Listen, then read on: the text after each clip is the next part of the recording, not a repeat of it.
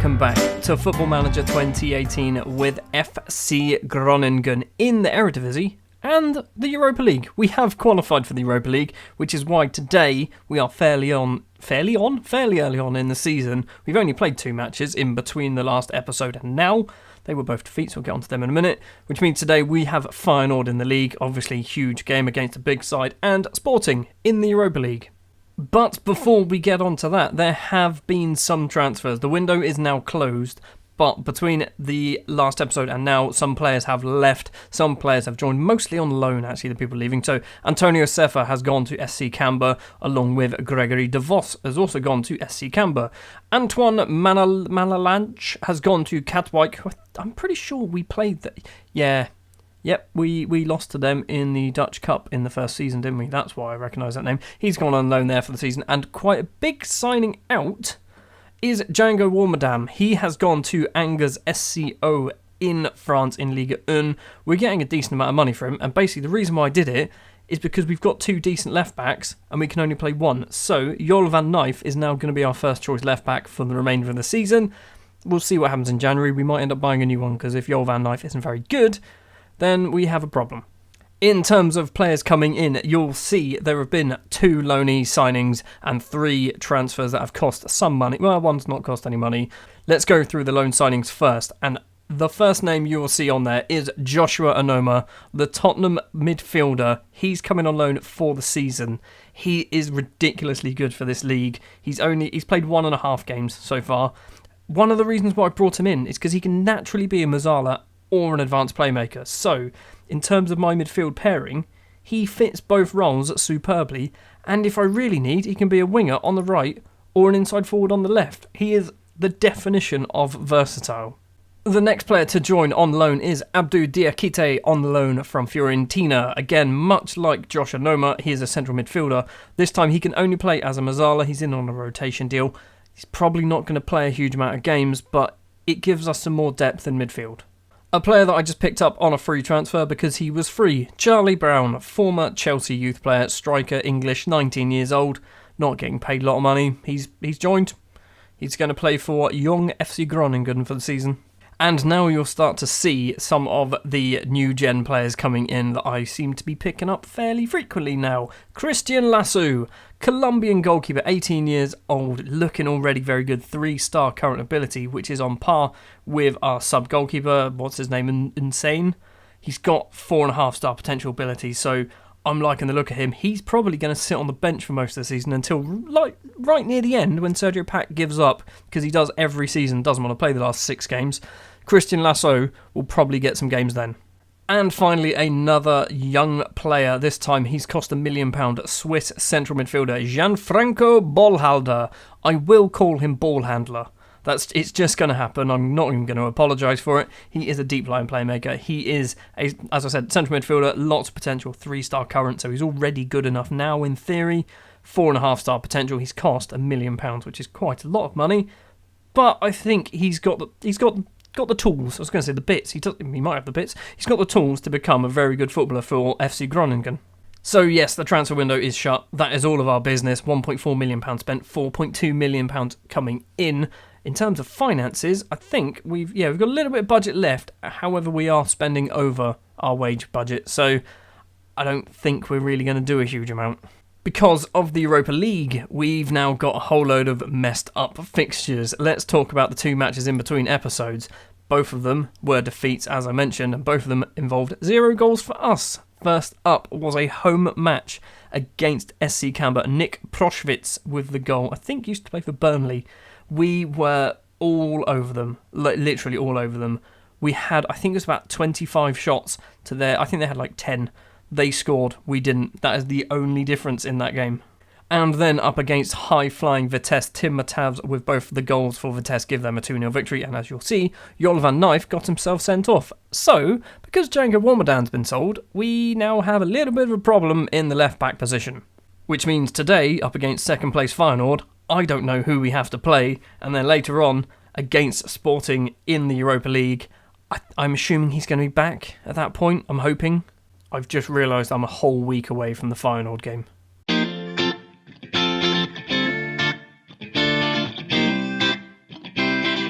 A whole week has now passed, and it is time for the Feyenoord game. They've dropped down a third because Vitesse, they are 5 wins out of 5 games so far, and one of them was against us. We really need to start winning some games because we are two wins, 2 defeats. A win here will put us on 9 points and it'll push us up to potentially 4th, probably 5th, maybe 6th, depending on the Heerenveen result. So, I mean, already, we're only 4 games in, but it's looking a little bit questionable. The starting lineup we are going to go for then against Feyenoord. Annoyingly, it is an away game, so we are playing the standard 4-4-2. In goal is going to be Sergio Pat. Back four of Dagenham, Toivio, Friari, and Anders Trondsen is going to be the left back today. He's never played there, but apparently he can kind of play as a full back, so that's what we're going to go with. Midfield, Juninho Bacuna as the right side of midfielder. Julian Green, who's been out injured for a couple of games, has returned to the left-hand side. Josh Onoma and Christian Frydek are the 2 central midfielders. Tom van Veert partners Edis Ibaguren, who has been out for the entirety of the start of the season with an injury, so this is going to be his first taste of football for the year. Now, as we know from previous seasons, Feyenoord are a good side, so if we get anything out of this, I will be surprised, but we have also beaten them a few times before as well in the past. First highlight of the game after a minute and a half, Frydek on the ball to Onoma.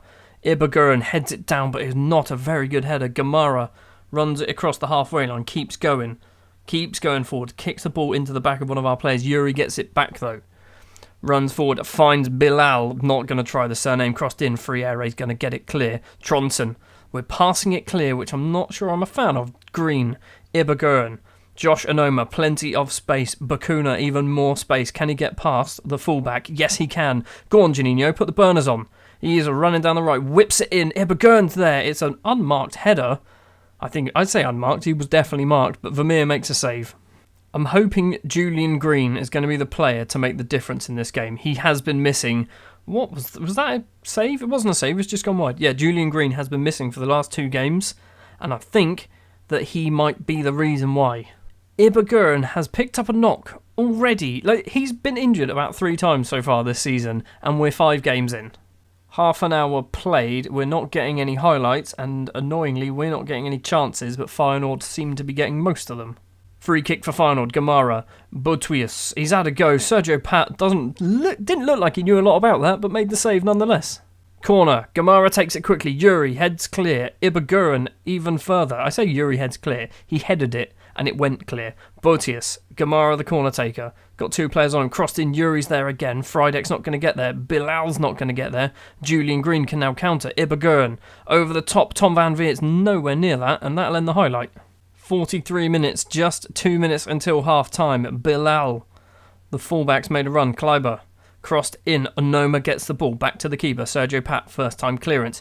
Ibaguren's not going to go for the header for some reason. He just kept running.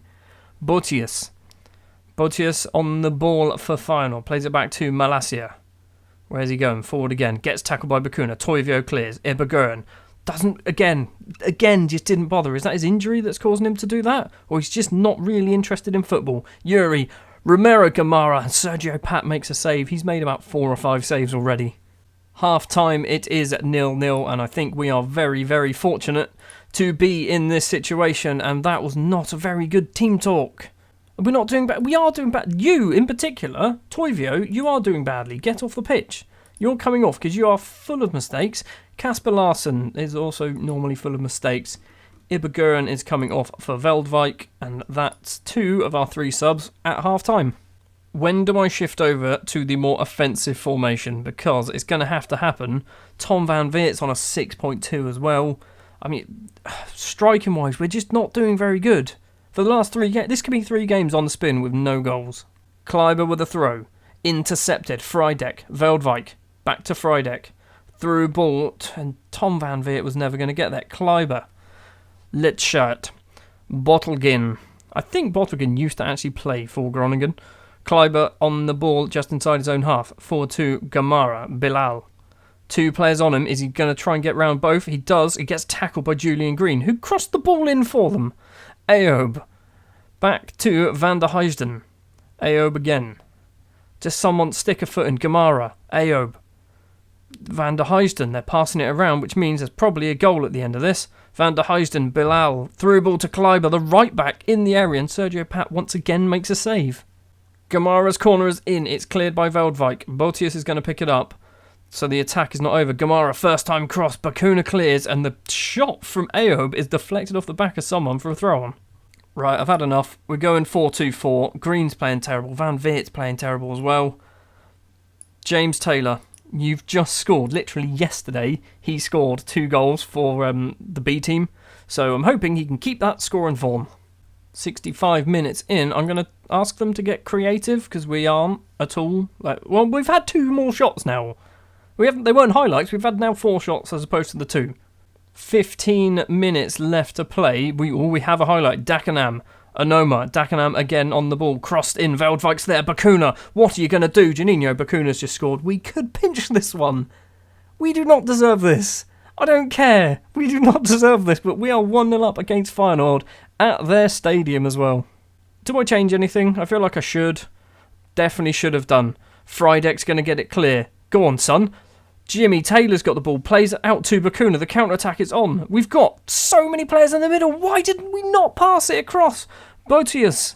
They've now got the same situation. Bergui into the area, has a go. It's 1 apiece. And that was Bakuna scores the goal and then basically makes a massive mistake by not passing it across to the 3 players unmarked and gets tackled. Like, why? These 3. Look at these 3. They're going to get another now, aren't they? Julian Green 6.3, Tronston 6.2. I'll let him off. He's not a fullback. 5 minutes left to play. Sergio Pat picked up a yellow card somehow. We've got a corner. Berghuis is there. Frydek gets it. It's a penalty. It's a penalty. Of course it's a penalty, although we do seem to do this quite a lot against the big sides, and they normally miss them when it's this late on. Who's stepping up to take it? Who it is? It is Botius. Takes the penalty, and it's in the back of the net, and to be fair, we deserve to lose. Jean-Paul Botius with a goal, his second of the season. We've dropped down to 8th. Another highlight on the 88th minute. Berghuis is going to get the ball. Plenty of space. Cuts inside instead. Van der Heijden. Yuri. Tackle him. Kali. Luciano. Edge of the area. Effort just over the bar. So I brought Kasper Larsson on at half-time because Toivio was playing terrible. Larsson's done even worse. Frydek. Free kick. Bottlegin's going to get it clear. Botius is going to pick up the ball. We are into the 95th minute out of 95, so I can't imagine we're going to get much more than this highlight. Anoma on the ball. Veldwijk, that's not how football works. I'm not sure what he did there. Malacia.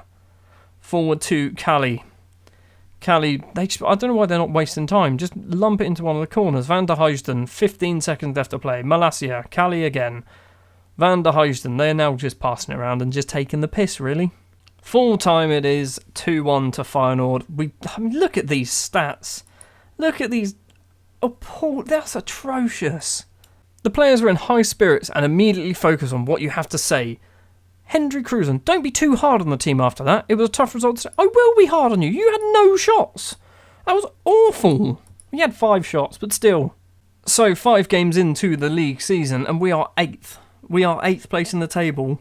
This point last year, I think we were probably like 3rd. Or no, we were really bad this point last year. Let's ignore that. I mean, let's just hope. Although, I've just seen. Last season, all season, we lost 5 games in the league. This season, we've already lost 3. And we're only 5 games in. So they've said that I should actually have a team meeting passionately. Make sure our heads don't drop. Yes, that's exactly the sort of reaction I'm after. So, looking at the schedule, we've lost 3. We've lost 4 games out of 7 so far this season, and Sporting is not going to be an easy game, particularly as it's away.